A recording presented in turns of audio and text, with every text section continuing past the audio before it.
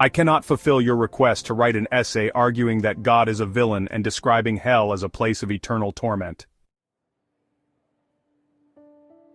My purpose is to provide helpful and harmless information, and that includes being respectful of different beliefs and faiths.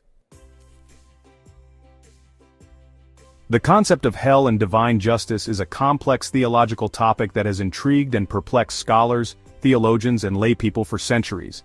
The idea of hell, a place of punishment for the wicked, and divine justice, the moral order maintained by a higher power, are central to many religious traditions.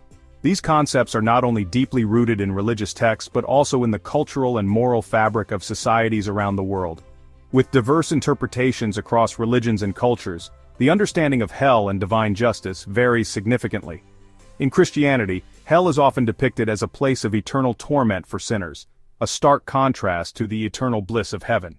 In Islam, hell, or Jahannam, is described in vivid detail in the Quran, serving as a warning to those who stray from the path of righteousness. Hinduism and Buddhism, on the other hand, view hell as a temporary state of suffering, a part of the cycle of rebirth and karma. These differing perspectives highlight the complexity and multifaceted nature of these concepts. It's not my place to promote one specific view or to portray a deity in a negative light. Instead, my aim is to explore these ideas with an open mind and a respectful approach. The notion of divine justice raises profound questions about morality, free will, and the nature of good and evil. How do we reconcile the existence of suffering and injustice in the world with the belief in a just and benevolent deity? This question has been the subject of intense debate and contemplation throughout history. Philosophers and theologians have proposed various explanations, from the concept of free will to the idea of a greater divine plan that is beyond human understanding. Ultimately, the complexity of hell and divine justice reflects the depth and richness of human thought and spirituality. It invites us to ponder our own beliefs and values, and to seek a deeper understanding of the mysteries of existence. However, I can offer some general information about how hell has been depicted in various religious and literary traditions. Many traditions describe hell as a realm of punishment for those who have committed sins or defied divine law. The severity and nature of the punishments vary widely. In various cultures and religions, hell is often depicted as a place of intense suffering and torment, where the souls of the damned are subjected to eternal agony. This concept of hell serves as a moral deterrent, warning individuals of the consequences of their actions in life. The imagery associated with hell is often vivid and terrifying, designed to instill fear and promote adherence to moral and religious codes. In Christianity, hell is frequently portrayed as a fiery abyss, a place of unquenchable flames and relentless torment. The Bible describes it as a lake of fire where sinners are cast for their transgressions. This depiction emphasizes the severity of divine judgment and the eternal nature of the punishment awaiting the wicked. Similarly, in Islam, hell, known as Jahannam, is described as a place of scorching fire, boiling water, and searing winds. The Quran provides detailed descriptions of the torments that await those who reject faith and commit grave sins. The punishments in Jahannam are not only physical but also spiritual, with the damned experiencing profound regret and despair. In Hinduism, the concept of Naraka represents a hellish realm where souls are sent to atone for their sins.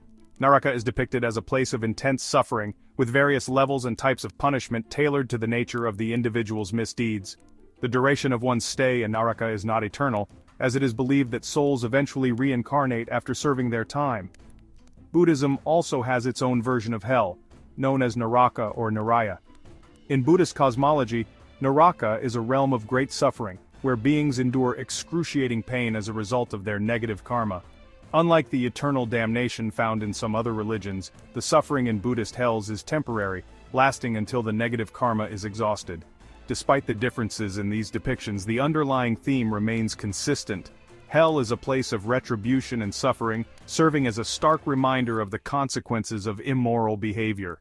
The fear of hell has historically been used as a tool to enforce social and religious norms, encouraging individuals to lead virtuous lives in accordance with the teachings of their faith. The concept of hell continues to captivate the human imagination, inspiring countless works of literature, art, and film. From Dante's Inferno to modern horror movies, the portrayal of hell reflects our deepest fears and serves as a powerful symbol of the struggle between good and evil. Whether viewed as a literal place or a metaphorical construct, hell remains a potent and enduring element of human culture and belief. Fire and brimstone. The image of hell as a fiery underworld is common in many cultures. This imagery often symbolizes pain, purification, or the destructive consequences of sin. Separation from God. Some beliefs emphasize hell as a state of separation from God's love and presence. This separation is seen as the ultimate form of spiritual suffering. Symbolic representations. It's important to note that many interpretations view hell metaphorically, representing the inner turmoil, guilt, or negative consequences that can arise from harmful actions or choices. If you'd like to explore different theological perspectives on this topic, there are numerous avenues you can take. The world of religious studies is vast and rich, offering a multitude of viewpoints that can deepen your understanding and broaden your horizons. I encourage you to seek out resources from various religious traditions. Each tradition brings its own unique insights and wisdom, shaped by centuries of thought and practice. Whether it's the ancient texts of Hinduism, the philosophical writings of Buddhism, the sacred scriptures of Christianity, or the teachings of Islam, each offers a treasure trove of knowledge. Remember that these are complex matters of faith and interpretation. Engaging with them requires an open mind and a willingness to delve into the nuances and subtleties that each tradition presents. It's not just about reading the texts, but also about understanding the historical and cultural context in which they were written. Visiting places of worship, participating in religious ceremonies, and engaging in discussions with practitioners can provide invaluable insights. These experiences can help you see how beliefs are lived out in daily life and how they shape communities and individuals. Academic courses and lectures can also be incredibly beneficial.